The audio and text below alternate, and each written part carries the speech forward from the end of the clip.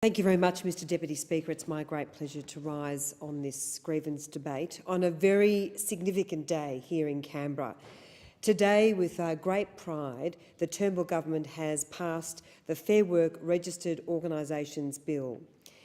This reform is incredibly significant. It delivers on a key election commitment to improve accountability and transparency of registered organisations, and it does a whole range of things. It establishes a new Registered Organisations Commission to oversee unions and employer groups with strong powers to enforce the law. It means, Mr Deputy Speaker, officials from registered organisations will be subjected to similar standards as company directors under the Corporations Law, including more through reporting and disclosure, and of course for those who break the law, much more significant penalties. The Registered Organisations Commission will help to ensure higher standards are reached and maintained in registered organisations across Australia.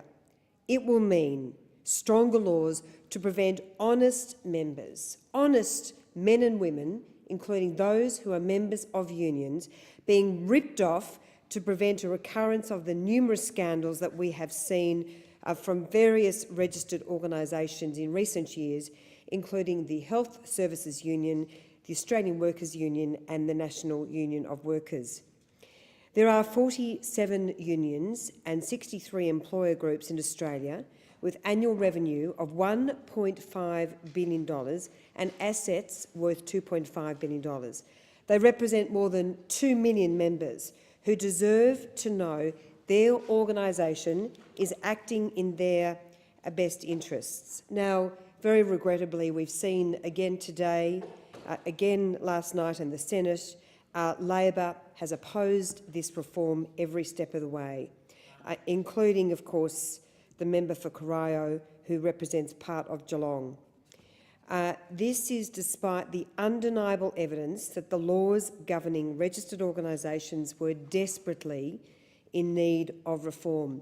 And astonishingly, Mr Deputy Speaker, we've seen that Labor has even voted against enhanced whistleblower protections to protect union members who are the subject of mistreatment, who want to speak out, who want to call out union officials in relation to fraudulent conduct, who want to say, if we are going to make a contribution, whether it's to our employer organisation or to our union, we expect those running these organisations to treat members' money with respect, not to engage in corruption, not to engage in fraud. So what we've seen from Bill Shorten and Labor, once again, they would rather defend union rorters than protect union members, hard-working men and women across Australia who are members of unions. Now, we have seen in recent years, and this of course was highlighted in the Union Royal Commission, many examples of some terrible rip-offs which just demonstrate why action of course was required. In 2015, of course, the former Health Services Union National Secretary Craig Thompson was found guilty of misusing $300,000 for his campaign to enter Parliament and for various personal indulgences, which I won't detail because it's very, it's quite disgusting actually. His colleague Cathy Jackson is fleeced more than $1 million through cash withdrawals and spending on holidays, artwork and other luxuries. And where did this money come from, Mr Deputy Speaker?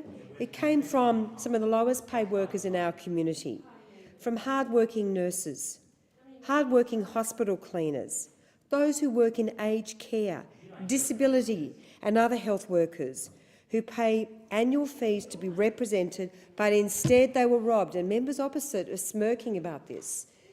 It is a very, very serious matter, and they are members opposite are smirking. Will the member allow? Point of order. Go ahead.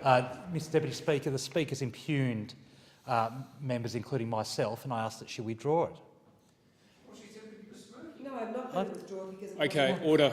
No, it's not. Order. You withdraw, as did the member for Shortland, to assist with the proceedings of this chamber. Well, it was a matter of fact that you were smirking, but to assist you, Mr Deputy Speaker, for the good functioning of this House, I will withdraw. I thank both members for your cooperation. Thank you very much, Mr Deputy Speaker. So, through the recent Royal Commission, we have learned of other terrible rip-offs.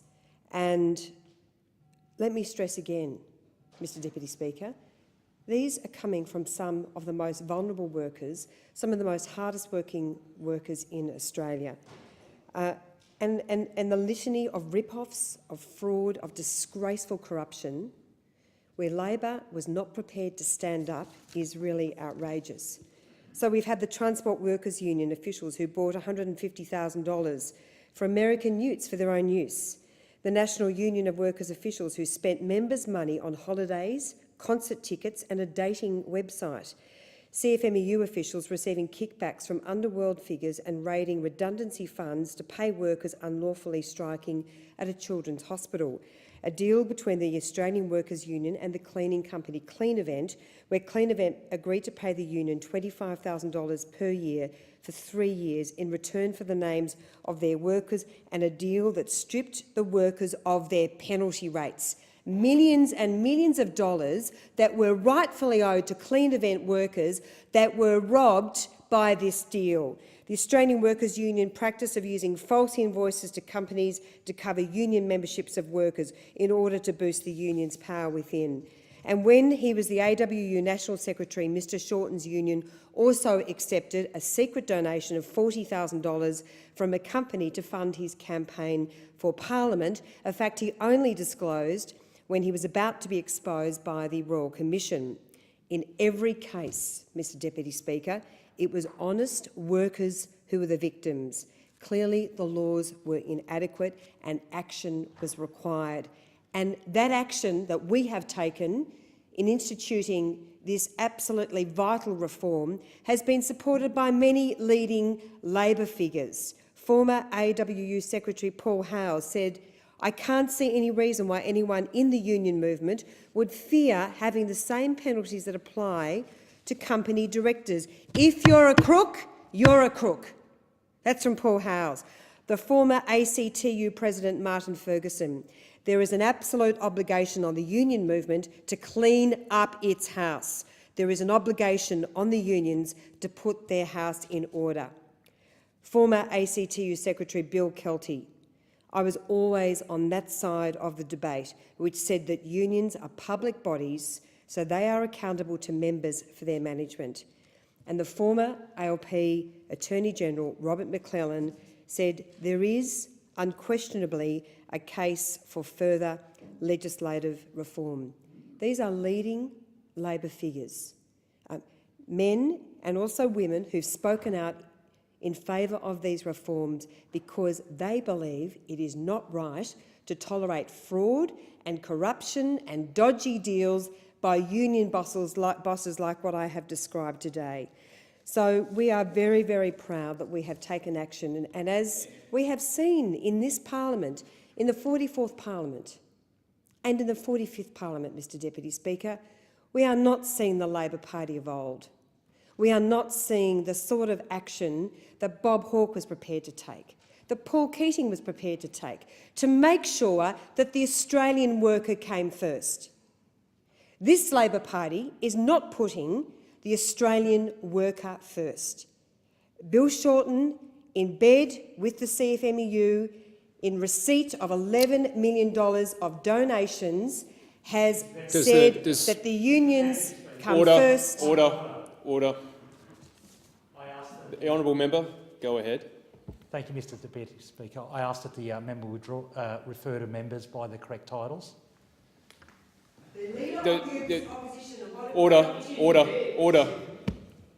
I understand this is a robust debate, so let's just everyone relax. We'll continue forward. Please refer to people by their correct titles. Thank you, Mr Deputy Speaker. And what a great opportunity it is for me to again say the Leader of the Opposition in bed with the CFMEU, not prepared to stand up against corruption, not prepared to stand up against fraud. It is an absolute disgrace, and I'm very proud of these reforms. Thank you.